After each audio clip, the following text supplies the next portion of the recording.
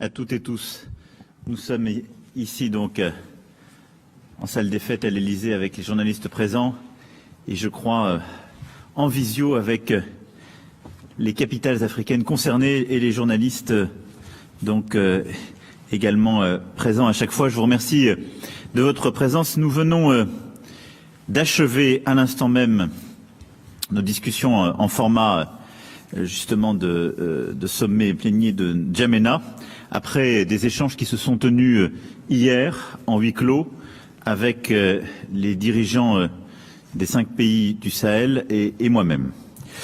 Je voulais faire le bilan avant de répondre à vos questions. D'abord, ce sommet intervient 1 an après Pau. Et le sommet que nous avions donc tenu en début d'année 2020, qui avait été un moment de clarification. À Pau, nous avions pu obtenir d'abord une clarification de la demande de nos partenaires sahéliens de maintenir notre présence militaire et de leur volonté de prendre leur part dans la lutte contre les groupes terroristes. Nous avons aussi à Pau tenu une clarification, plutôt un rappel de l'ennemi que nous affrontions. Et je pense que c'était un des points importants de cette réunion. La France, en effet, n'est pas, comme parfois certains ont pu le dire ou essayer de manipuler cette information, impliquée dans des guerres ethniques ou communautaires. Non. Notre présence sur place a été sollicitée par les États. Elle est en soutien de la souveraineté de ces États et nous nous battons contre un ennemi commun qui nous a aussi déjà frappé sur notre territoire, dont l'agenda est international et qui a fait du Sahel son principal terrain de croissance, menaçant la stabilité de toute l'Afrique de l'Ouest. Cet ennemi, évidemment, c'est le terrorisme islamiste et nous avons très clairement identifié la cible de l'EIGS qui est notre principal ennemi sur lequel nous nous sommes concentrés durant cette période. En effet, l'agenda du RVIM, affilié à Al-Qaïda et de l'EIGS, ce n'est pas simplement Kidal ou Bamako, mais c'est de frapper plus loin, demain à Abidjan, Dakar, d'autres horizons et de continuer à prospérer. Et je veux ici rappeler que les principales victimes de ce terrorisme, ce sont les populations civiles des États du Sahel. Et ensuite, les militaires sahéliens et nos militaires. À Pau, nous avons également très clairement clarifié nos priorités opérationnelles, qui sont la conséquence de cette définition de l'ennemi. Face à l'urgence du moment, notre effort militaire a été concentré dans une zone précise, que vous pouvez voir sur la carte d'ailleurs, qui fait figurer les emprises justement et la présence de Barkhane et Sabre. Notre effort militaire a été concentré dans une zone précise qui est la région des 3 frontières et contre, je le disais, un ennemi précis, EIGS. Cette priorisation nous a permis d'obtenir des résultats, je vais là-dessus y revenir, mais elle ne nous a pas empêché pour autant de continuer à lutter, comme je le disais, contre différentes factions du RVIM, dont Ansar Eddine au nord, la Katiba Massina dans le centre du Mali et des ennemis subsidiaires, avec de véritables victoires militaires, la neutralisation de Drogdal, chef militaire du RVIM, en juin dernier, et également, là aussi on pourra y revenir, mais la neutralisation de Mahag Moussa en novembre dernier. Tous ces groupes ont subi une pression militaire et plusieurs de leurs cadres, parmi les plus hauts, ont été tués au cours de ces opérations parfois récentes. Cet effort militaire défini à Pau a donc permis des victoires, nous a permis d'obtenir des résultats et a sauvé une deuxième fois le Sahel. La situation de novembre-décembre 2019, je veux vous la rappeler, c'est un triangle Mali, Niger, Burkina qui était au bord de la rupture, des armées lourdement frappées. Pau est consécutif à une visite que j'effectue au Niger quelques jours avant Noël, où on venait de perdre plus de 80 militaires après la frappe très lourde que nous avions nous-mêmes subie en novembre. Des armées qui étaient aussi largement démoralisées, des messages alarmistes de nos interlocuteurs sur les conséquences politiques de cette situation. Le sursaut décidé à Pau a permis un renversement du rapport de force militaire, mais aussi un ressaisissement moral des armées de la région et la relance de leur dynamique opérationnelle. La réussite de cette stratégie, telle que nous l'avons définie à Pau, est partenariale. Nous avons approfondi notre coordination avec les armées sahéliennes, par un mécanisme de commandement conjoint à Niamey, la relance d'opérations conjointes d'envergure comme Bourrasque et Eclipse. Nos partenaires européens ont également pris leur part au travers de la montée en puissance de la force Takuba, j'y reviendrai également, et ils sont désormais engagés à nos côtés, aux côtés des Sahéliens, dans des opérations de combat et pas simplement dans des actions de formation. Et la réussite de Pau n'est pas seulement une réussite militaire, c'est aussi une réussite démocratique. 2 États sahéliens ont conduit, ou sont en train de conduire, un processus électoral de manière pacifique, ce que aussi peu envisagé il y a un an. Le Burkina Faso a parachevé ses élections, j'ai pu féliciter le président Kaboré de sa réélection, et le Niger est en train de l'achever avec un premier tour qui s'est tenu dans le calme et un deuxième tour qui est prévu pour avril, permettant à ce pays de vivre, je le dis aussi parce que c'est un moment extrêmement important, sa première transition démocratique pacifique depuis l'indépendance, dans le contexte que nous connaissons. Et c'est une victoire collective politique. Le coup d'État au Mali de l'été dernier a pénalisé la mise en œuvre de la feuille de route de Pau, mais la mise en place des autorités de transition ouvre très clairement une nouvelle fenêtre d'opportunité. Le coup d'État, en effet, d'août 2020 à Bamako a interrompu la mise en œuvre de cette feuille de route car il a été précédé d'une longue crise politique qui a entraîné une période d'immobilisme avant le coup d'État, puis de flottement bien légitime avec des discussions régionales, nationales, jusqu'à la mise en place des institutions de transition.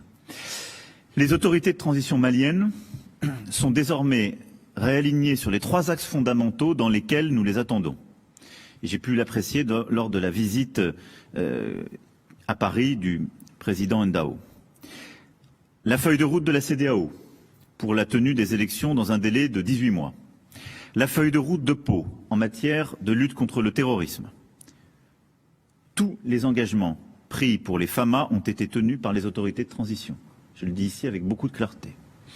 Et la relance de la mise en œuvre des accords d'Alger, comme en atteste la tenue symbolique du comité de suivi à Kidal le 11 février, qui était l'engagement qu'avait pris le président de la transition à mon égard et qui a été scrupuleusement tenu et qui, je pense, est un réengagement des autorités politiques, en particulier dans la région de Kidal ô combien sensible, qui est extrêmement forte. En quelques mois, je dois bien dire que ces autorités de transition ont donné plus de gages que les autorités précédentes en 3 ans. Ce réalignement avec les nouvelles autorités de transition maliennes, pleinement constaté lors de la visite du président Ndao à Paris, combiné à une situation post-électorale au Burkina Faso, au Niger, ouvre une fenêtre d'opportunité pour effectuer des percées militaires, civiles et politiques. Et c'est dans ce contexte que je voulais ici repréciser que nous venons de tenir ce sommet de N'Djamena, qui est un moment d'amplification de la dynamique de Pau. D'abord, une amplification de la dynamique militaire. En effet, nous avons pu acter dans les semaines de préparation du sommet de N'Djamena, puis dans le huis clos d'hier après-midi et aujourd'hui, une consolidation de la stratégie militaire que je viens d'évoquer et que nous avions définie il y a un an. D'abord, une consolidation des acquis obtenus dans la région des 3 frontières.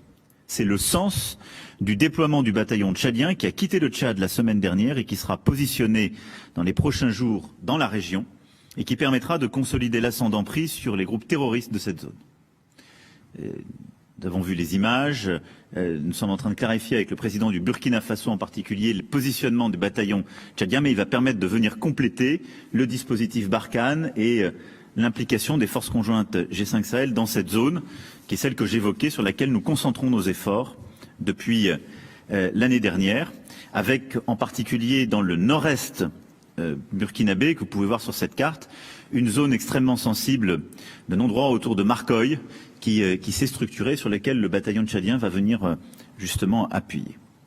Ensuite, une convergence pour un effort ciblé sur la haute hiérarchie du RVIM. Concrètement, nous avons ces dernières semaines consolidé une convergence avec nos interlocuteurs du G5 Sahel pour considérer que Yagagali et Amadou Koufa sont des ennemis et en aucun cas des interlocuteurs. Ils sont des chefs terroristes qui ont la mort de milliers de civils sur leurs responsabilités et de nos militaires sahéliens, européens et internationaux. L'objectif n'est pas de produire dans le Nord Mali un effort symétrique à celui que nous avons produit dans la zone des 3 frontières. Les caractéristiques des deux groupes et des deux situations sont clairement distinctes et le demeurent, mais de poursuivre et achever la désorganisation d'une chaîne de commandement déjà très affaiblie par les disparitions de Drukdal et Bahag Moussa que j'évoquais tout à l'heure en juin et novembre dernier.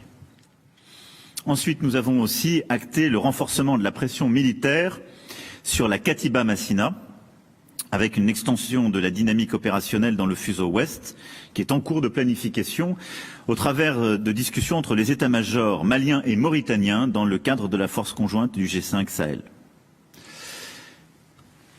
Cette priorité, lutte contre les groupes terroristes, poursuite de notre action, est évidemment la priorité des priorités sur le plan militaire. Elle se complète d'une consolidation de la force conjointe G5 Sahel qui a fait d'immenses progrès depuis un an. Je ne les détaillerai pas ici, mais on pourra y revenir au-delà de ce que je vous ai déjà dit. Et notre volonté est maintenant de consolider cette force conjointe G5 Sahel par un financement pérenne. Nous avons eu là aussi de nombreuses discussions. L'Union européenne a été au rendez-vous de ses engagements financiers permettant les équipements. L'UMOA a pris des premiers engagements aussi qu'elle a honorés. Nous devons continuer à financer cette force conjointe dont les coûts de fonctionnement annuels ont été identifiés à 40 millions d'euros et obtenir de nos partenaires internationaux, en particulier du Golfe, de la région et d'Europe et des États-Unis. Et notre volonté est aussi d'obtenir un mandat onusien sous chapitre 7 dans les mois qui viennent pour cette force conjointe G5 Sahel et permettre un financement pérenne. À côté de cette amplification de la dynamique militaire, N'Djamena a permis, c'est le deuxième point que je voulais ici souligner, le déclenchement d'un sursaut civil pour compléter le sursaut militaire. En effet, le constat que nous pouvons établir, c'est que le pilier militaire a produit des résultats attendus, au rythme attendu durant l'année écoulée, malgré la crise Covid. Les ressources pour une poussée sur l'axe du développement sont là.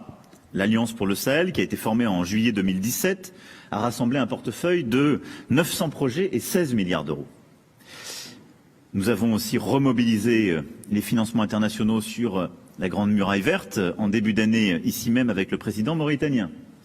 Mais il y a un chaînon manquant qui est l'échelon minimal d'une présence de l'État dans les zones les plus vulnérables. C'est cette défaillance que l'élan de N'Djamena doit corriger.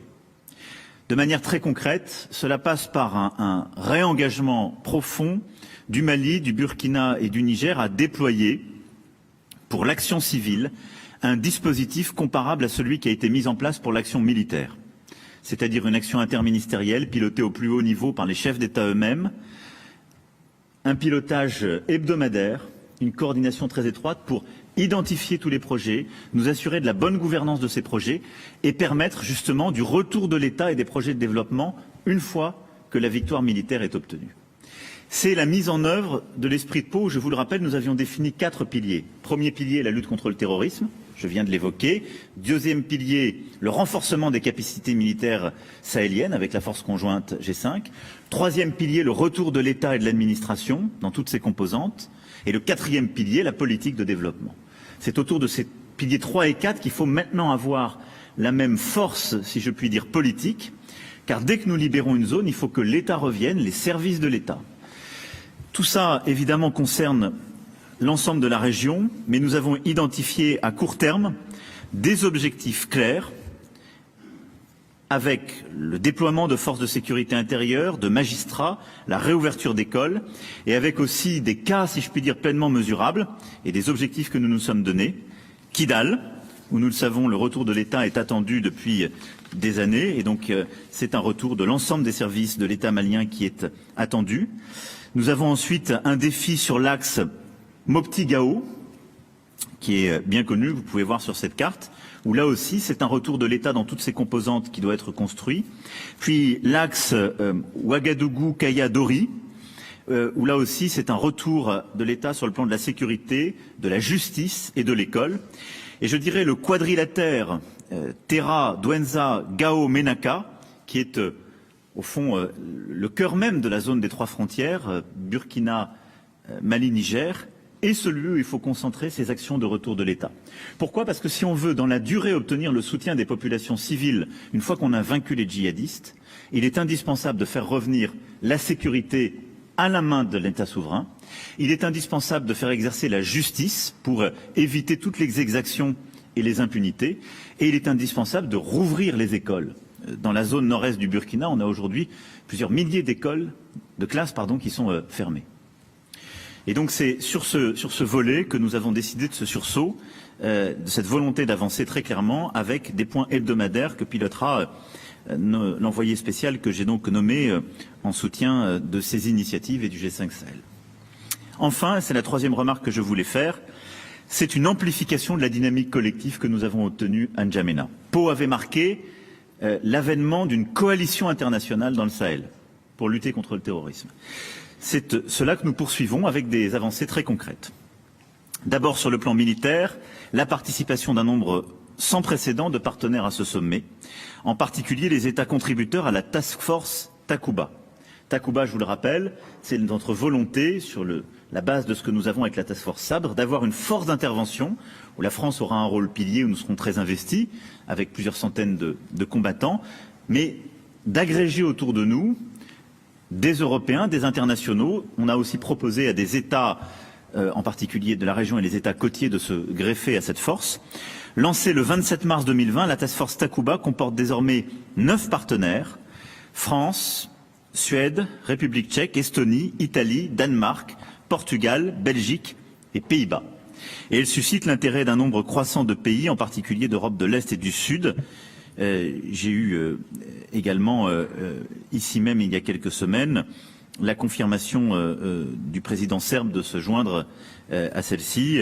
Nous avons également plusieurs pays européens, la Hongrie ou la Grèce pour ne citer qu'eux, qui sont volontaires pour rejoindre cette task force.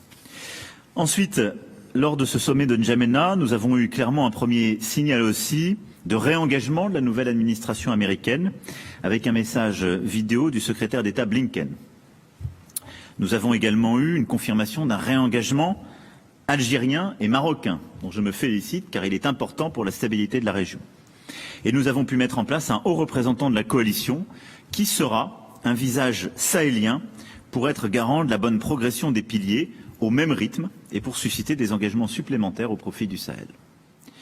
La priorité opérationnelle, pour conclure, donc, des mois à venir, c'est de nous donner tous les moyens d'accompagner cette dynamique et de produire des avancées irréversibles.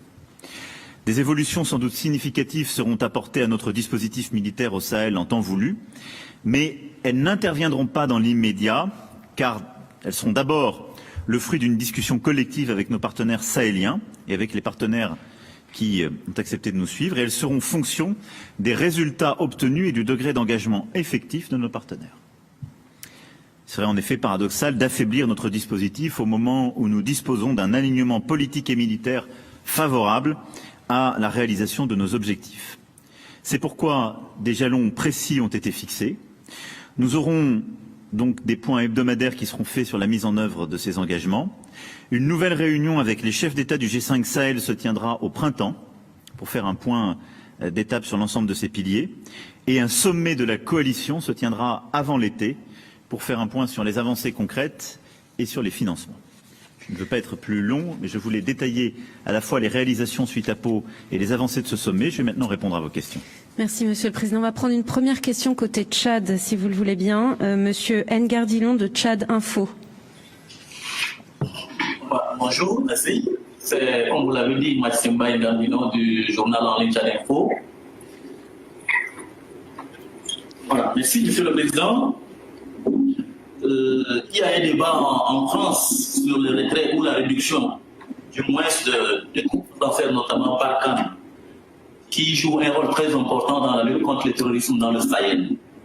Alors, qu'en est-il à ce jour? Quelle est la décision prise? Est-ce que Barkhane va être revu? Et pourquoi ce débat? Pourquoi vouloir retirer ou du moins réduire les effectifs?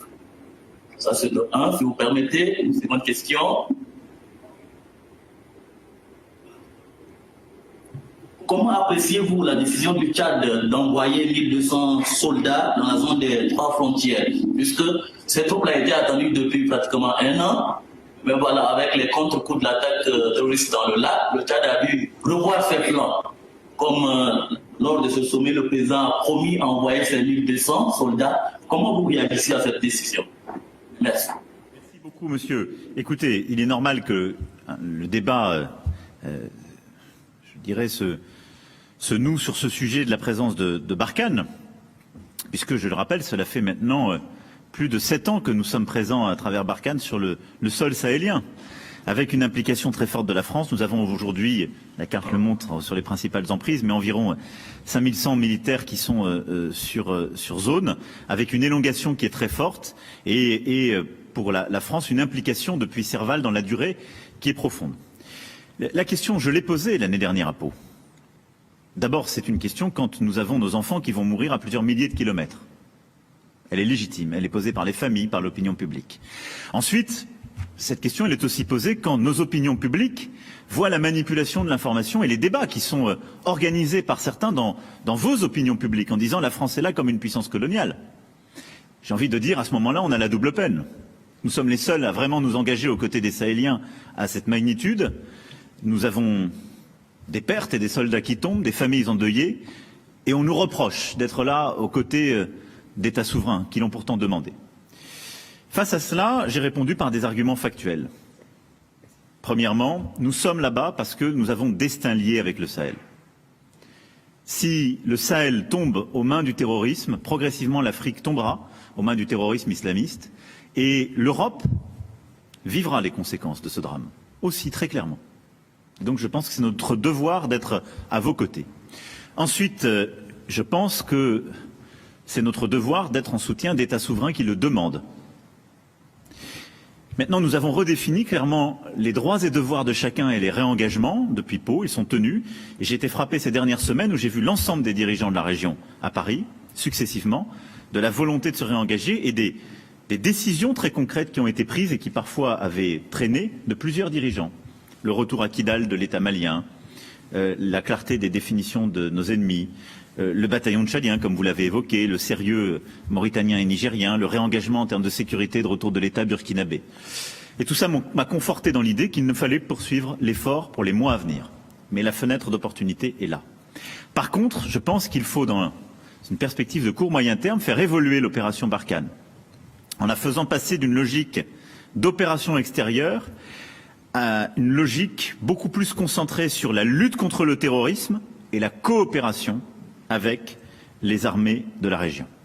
Ce qui veut dire, progressivement, en fonction des résultats que nous obtiendrons et du rythme négocié de manière partenariale, eh bien, garder une force extrêmement structurée autour de la présence française, mais sahélianisée et internationalisée de lutte contre les groupes terroristes, avec de l'intervention rapide et de la projection, et une coopération dans la durée aux côtés des armées sahéliennes ainsi renforcées.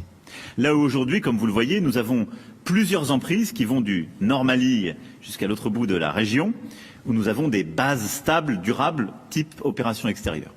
Nous n'allons pas changer dans les prochains mois cette structuration, parce que je pense que c'est celle qui nous permet d'avoir des résultats concrets sur la base de la conclusion de N'Djamena.